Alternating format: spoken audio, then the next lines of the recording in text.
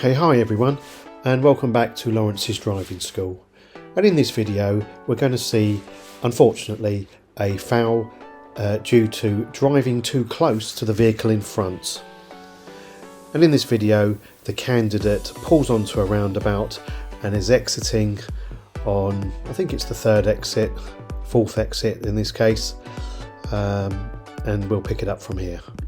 So the candidate pulls onto the roundabout and proceeds to make their way to the appropriate exit.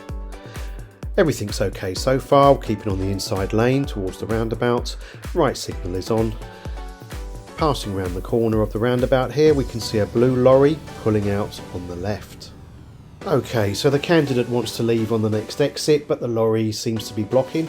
I would have held back here just in case the lorry was coming round. We did see a little bit of a signal there from the lorry, not a very big one, but it's the thought that counts, I would imagine.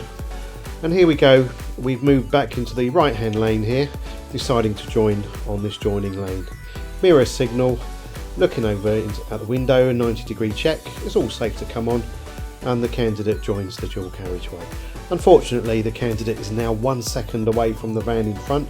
That's not leaving enough room they can see to be clear. If the van in front suddenly stops or brakes, that will be a very dodgy moment for the candidate, as we can time it under the bridge, 1 Mississippi, and we can see that we can only get to 1 Mississippi and not 2 Mississippis whilst going under the bridge. And if we go back and have another look, we can further analyse what went wrong. So the candidate pulls out onto the roundabout and everything's good. There's nothing really to say here. The candidate's done a good job keeping to the inside lane, coming round with a signal and ready to leave onto the A14 exit. And the blue lorry pulls out. Let's see that excuse for a signal from the lorry. There we go, couple of clicks. So we can be reasonably assured that he's leaving on that exit and not coming across. So candidate firstly comes behind the lorry and thinks better of it, and then comes back to the right. Now at the end of the test, the examiner did mention this moment and did actually complain that the candidate did move too close behind the lorry at that point. Well, the candidate's come onto the dual carriageway and stuck behind the van at a 1 second gap. Now here I'd have probably eased off the gas a little bit and allowed a little bit more room, maybe up to 2, probably more than 2 seconds considering the road is wet at the time, and just keeping it a little bit safer.